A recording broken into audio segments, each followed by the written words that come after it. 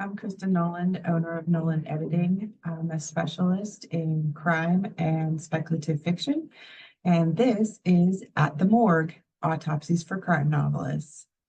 As someone interested in writing crime novels, especially those that involve forensic investigators and police detectives, you're going to love this post. While specific details may not end up in your crime novel, it's good to know a little bit about the proper procedures involved in investigations. Not only will it give you credibility with your readers, but you can use deviations from these proper procedures to make it difficult for your protagonist to catch your villain. On TV and movies, you will see almost every body in the morgue with a Y incision, the telltale incision of an autopsy. It might make you think that everyone undergoes, or most people undergo, an autopsy after death, but they don't. Autopsies are performed by a coroner, medical examiner, possibly a pathologist, and they do that when the death is suspicious or it's requested. Usually, a pathologist does them when they're requested by the families. Let's say someone is in a car accident and it's clear from the external evidence what caused their death. So no autopsy is going to be performed here. But what if it's a fender bender and the person didn't sustain life-ending injuries? The medical examiner may crack open their chest to find out if they had something like a heart attack. But usually they're going to look at the body and use the person's medical history to determine the cause of death.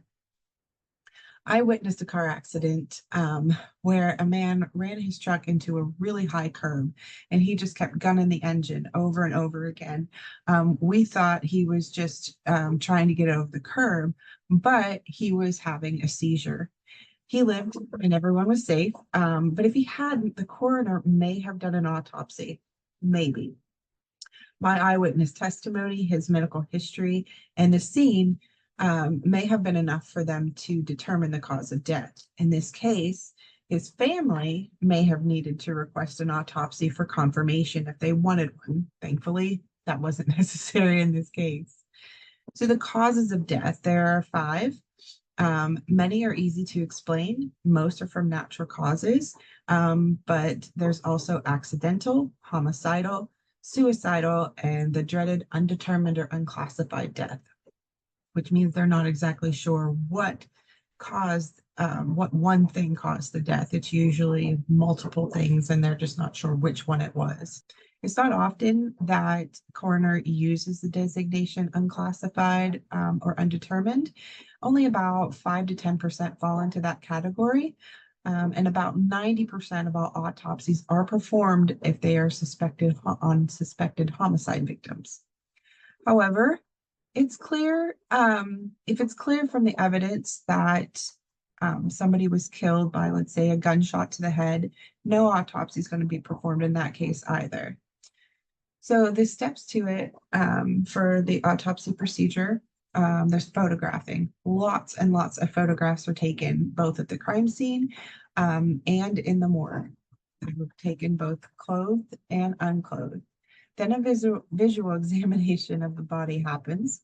They look for trace evidence, and then they remove the clothing and they look for trace evidence again. Their clothes are going to be placed into evidence bags before the second visual examination, and each item goes into a separate bag. So each sock, each shoe gets a separate bag.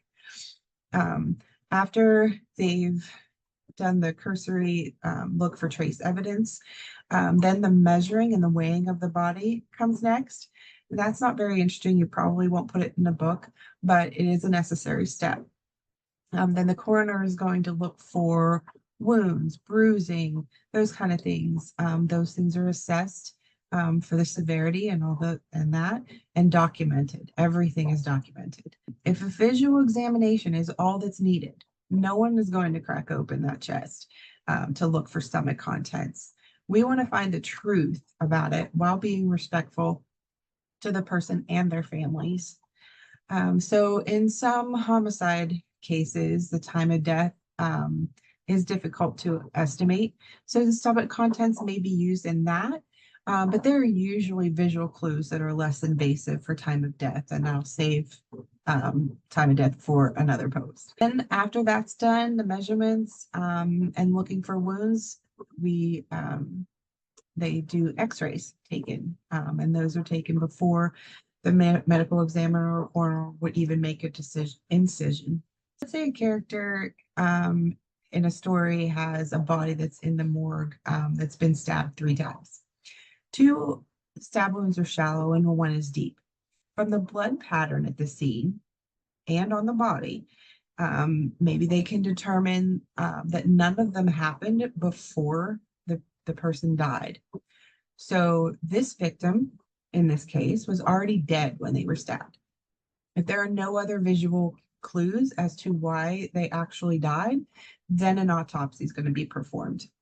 So let's say the coroner opens the body and looks at the victim's heart. They see clearly that the person's had a heart attack. So is it necessary for them to continue the autopsy?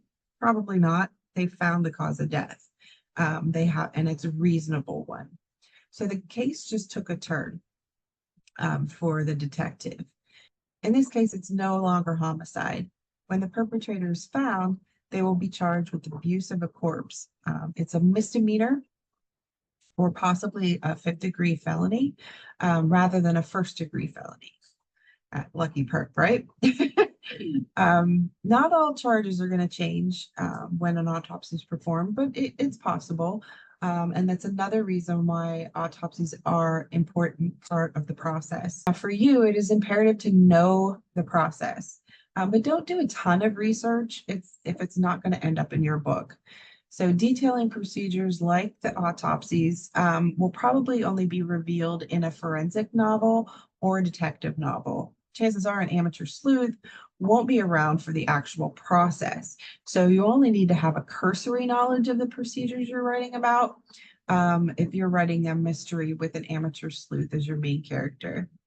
I hope you've enjoyed this rather strange but interesting post. Happy writing and revising.